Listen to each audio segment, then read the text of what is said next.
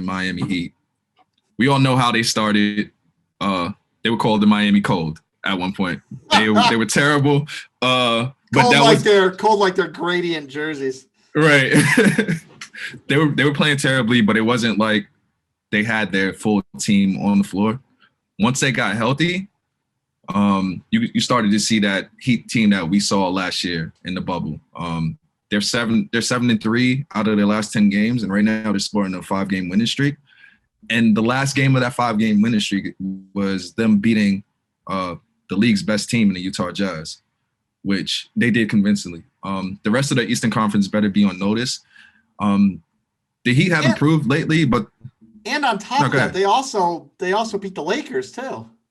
Yes, they also beat the Lakers. Although the Heat have improved, they're still looking to get better. They're looking to pick up people via the buyout market or trade. Names linked to the team have been Rudy Gay from the Spurs, Victor Oladipo, and DeMarcus Cousins, who just recently got released from the Rockets.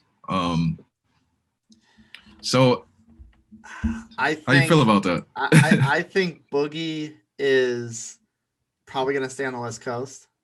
I'd be pretty shocked if he went East, although it would probably benefit him because, other than Joel Embiid, how is the how many bigs the Eastern Conference teams have that can stand up to him?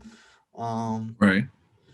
But as far as Victor, I think a lot of people are going to be in on Victor Oladipo. A lot of people are going to want Vic. He would definitely help out the Heat a lot as far as he fits that team. Yes, as far as them getting another shooter in, because there are really a lot of slashers on that roster. As far as shooters go, I like Jimmy can shoot, and Duncan Robinson, that's pretty much his game. But having somebody like Vic, that would really be a good benefit to them. And Rudy Gay would almost present like a logjam situation for them, because they pretty much have all these swing players, or all the same type of player. But again, because they have all the same type of players, Spelstra knows exactly what to do with them all.